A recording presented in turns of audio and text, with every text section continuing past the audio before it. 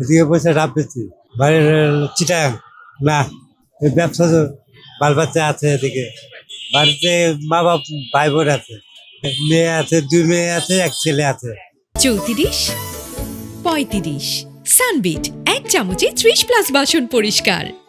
ছেলে হলো প্রতিবন্ধী খারাপ লাগলে কি করবো ব্যবসা লিয়া বসে বেচাকেরা 2টা বাল বাচ্চা লিয়া খাওয়ার জন্য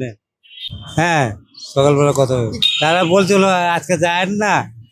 ঘুরতে লিয়া চলো ঘুরতে যাবো টাকা লাগবো না টাকা তো নেই তার জন্য যেতে পারিনি এদিকে কেউ না এদিকে আমি একা এখন তো খাইনি না ওই যে হোটেলে চা চা চা খেতে পারি খারাপ লাগে কি করবো অভাবে আছি এর লেগা আর খারাপ তো লাগলে তো কিছু করার নেই বাড়িতে আল্লাহ যদি লাগাতে যাব মনে নেই মনে করেন কি বলার আছে এদিকে বেঁচে কেটে থাকে আল্লাহ যদি রহমত দেয় তাহলে ঠিক আছে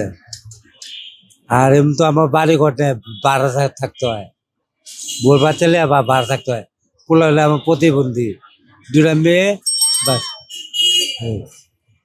বুঝছেন কেউ যদি সাহায্য করে তাহলে পাপ মনে নেই বুঝছেন